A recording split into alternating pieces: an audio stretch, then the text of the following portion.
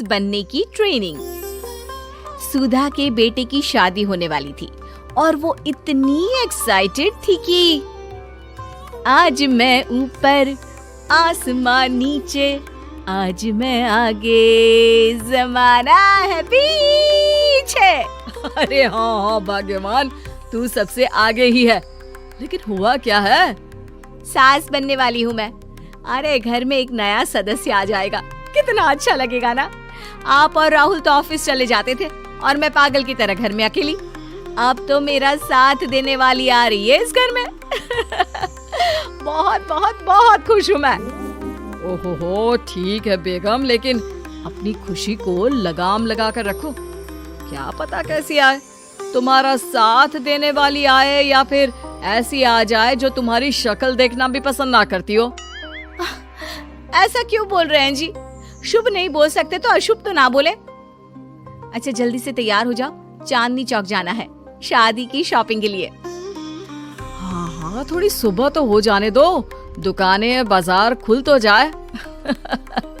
तुम सच में ना पागल हो गई हो बहू के आने की खुशी में। बेटा माँ की हरकतें देख रहा था।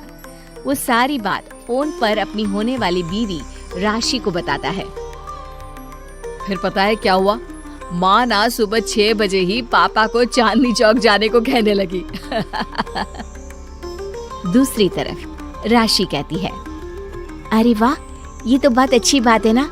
सास इतना सोचने वाली मिल रही है, और क्या चाहिए। मैंने भी सोचा है मम्मी जी के साथ बहुत प्यार से रहूंगी, उनका ख्याल रखूंगी और प्यार करूंगी। राहुल भी खुश था। लेकिन बाजार में सुधा जी और उनके पति को एक अजीब सी दुकान दिखती है जिसके बाहर लिखा होता है, हमारे यहाँ सास बनने की ट्रेनिंग दी जाती है। ये देखिए जरा, लग रहा है आजकल के लोगों को कोई काम नहीं है। अरे सास बनने की भी ट्रेनिंग होती है क्या? दुकान के सामने एक पिंजरा था, उसमें एक तोता बंद था। सुधा की बात सुनकर तोता बोल पड़ता है, अरे नादान औरत, अगर सास सही तो पूरा घर सही रहता है, परिवार बंधा रहता है और आने वाली जनरेशन संस्कारी होती है। लेकिन तू क्या समझेगी? जा जा आगे जा। ओए, तोते बड़ा बोल रहा है, क्यों आगे जाऊं? मैं नहीं जा रही। देखा देखा, तेरे जैसी औरत को तो सास बनने की ट्रेनिंग लेनी ही चाहिए। निकाल 1000 रुपये और जान दर, नहीं तो पूरी जिंदगी रोती रहेगी। सुधा को तोते की बात में दम लगता है। ए जी, निकालो ना जरा 1000 रुपए। अरे पागल हो क्या? जानवर की बात में आ रही हो? इस पागल आदमी की सुन रही हो, जिसे ये भी नहीं पता कि तोता जानवर नहीं पक्षी होता है। चलो निकालो 1000 रुपये और अंदर जाकर सास के रूप में जीवन को सफल कर लो। हाँ जी, बात तो ये सही बोल रहा है। कहाँ मैं आपकी बात में आ रही हूँ? मैं तो अंदर जा रही हूँ, 1000 रुपये दीजिए। पति क्या करता, बीवी की आज्ञा सर आंखों पर। लेकिन जैसे ही सुधा अंदर जाती है, सामने कई औरतें पहले से ही बैठी होती हैं। मेरी पहली बहू के वक्त मैंने इतना नहीं सोचा था, और आज वो मेरे सर पर चढ़कर नाचती है। गुरुजी, कोई उपाय बताए। तभी गुरु की नजर सुधा पर पड़ती है और वो आंखें बंद कर लेता है। तू पहले भी मेरी दुकान के सामने से होकर गई थी ना, तब क्यों नहीं आई? औरत जो कि गुरु के साथ मिली हुई थी। महाराज, तब पता नहीं था कि सच में सास बनने की भी ट्रेनिंग लेनी होती है। लगा था घर में कोई सदस्य आ रहा है जो सारा दिन मेरे साथ रहेगी, लेकिन ऐसा तो कुछ भी नहीं हुआ गुरुजी।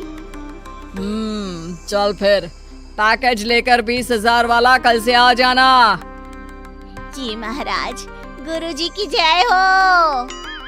वो औरत भी सुधा को देखती है और कहती है, सही जगह आई हो बहन। 10-20 हजार का मुंह नहीं देखना भाई, बस घर बस जाए तो सोचो गंगा नहा ली।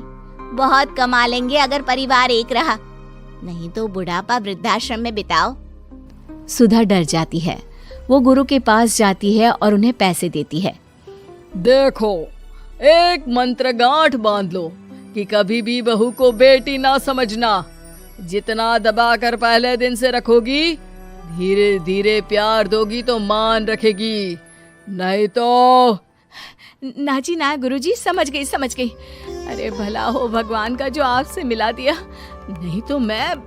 हाँ हाँ, आगे बढ़ते जाए, पीछे और भी लोग हैं, सबको मौका दे। सुधा घर आ जाती है। राशि शादी करके घर आती है तो दिमाग में सास की वही छवि होती है जो राहुल ने दिखाई थी। देखो राशि, मैंने काम वाली हटा दी है। वो क्या है ना, 2000 महीने लेती थी, यानी कि 24,000 साल का, और 5 साल में उसे जोड़ो तो 1,20,000 रुपए। माँ जी, और 10 साल जोड़े तो? तभी राहुल आ जाता है। अरे बस बस, इतना मत जोड़ो, फिलहाल भूख लगी है, कुछ खाने को दो। अरे पर बर्तन तो गंदे हैं ना, काम वाली तो आई नहीं, फिर बर्तन कौन धोएगा? अरे कौन धोएगा मतलब? तू धोएगी? मैं? ठीक है, मैं धो लेती हूँ। अब धो कर देती हूँ, आप खाना बना ले। अरे खाना भी तू ही बनाएगी? ये क्या बात होती है माँ? क्या हो गया तुझे? कल तक तो कुछ और ही बोल रही थी। लेकिन सुधा का व्यवहार सुधरने का नाम ही नहीं ले रहा था। बहू और बेटा ससुर से बात करते हैं। पिताजी, क्या हो गया है माँ जी को? वो क्यों ऐसे व्यवहार कर रही है जैसे मैं कोई नौकरानी हूँ? पिता क्या करता, बता देता है सारी कहानी कि कैसे सास का दिमाग एक गुरुजी ने खराब किया है। सास बनने की ट्रेनिंग?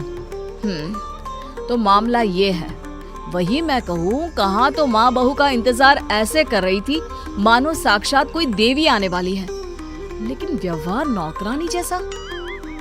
देखिए, माँ बुरी नहीं है, बस किसी ने उनका दिमाग खराब कर दिया है। तो ऐसे में मेरे पास एक आइडिया है। बहू फुसुर फुसुर करके पति और ससुर से बात करती है। अगले दिन बहू सास के सामने कहती है, अच्छा मैं जा रही हूँ, मेरी क्लास है। ये बोलकर बहू निकल जाती है। ये कौन सी क्लास करने जा रही है? पढ़ाई तो खत्म हो गई थी इसकी। अरे माँ, दरअसल वो ये सोचकर आई थी कि तुम माँ जैसी होगी, लेकिन यहाँ तुम तो तुर्रम खां बन गई हो। तो वो किसी बहू बनने की ट्रेनिंग वाली क्लास में गई है। ये बोलकर बेटा बाप की ओर देखता है और आंख मार देता है। हाँ हाँ, वो तो तुम्हारी माँ ने भी सास बनने की ट्रेनिंग ली है बेटा। पहले का जमाना और था भाई, कि भोले मन से रिश्ते शुरू किए जाते थे। अब तो नई लड़की घर आते ही नौकरानी हटा देते हैं। बताओ, पिछले 25 साल से वो नौकरानी काम कर रही थी, तब तो कोई हिसाब किताब नहीं हुआ। अरे पापा, आप भी माँ को बोल रहे हैं? अरे माना, वो माँ समझ कर आई, घर में खुशहाली रखने के लिए हमेशा आप लोगों के साथ उठती बैठती, माँ को कभी जवाब नहीं दिया। लेकिन माँ की क्या गलती? अरे दादी ने भी तो ऐसा ही किया होगा ना माँ के साथ, तभी तो माँ अपनी बहू के साथ ऐसा कर रही है। नहीं, वो तो बहुत अच्छी थी, मेरे आने के बाद तो उन्होंने खाना बनाने वाली भी रख ली थी। अरे तो फिर तुमने क्यों काम वाली हटा दी? किसी के कहने पर अपना घर खराब कर रही हो तुम सुधा। अब बहू भी गई है ट्रेनिंग लेने, पता नहीं क्या सीख कर आएगी। नहीं, मैं अभी जाकर उसे ले आती हूँ। तभी बहू वहाँ पर आ जाती है। नहीं माँ जी, मैं कहीं नहीं गई थी, मैं तो सिर्फ आपके लिए ये नई साड़ी लेने गई थी। अब तो सब ठीक है ना?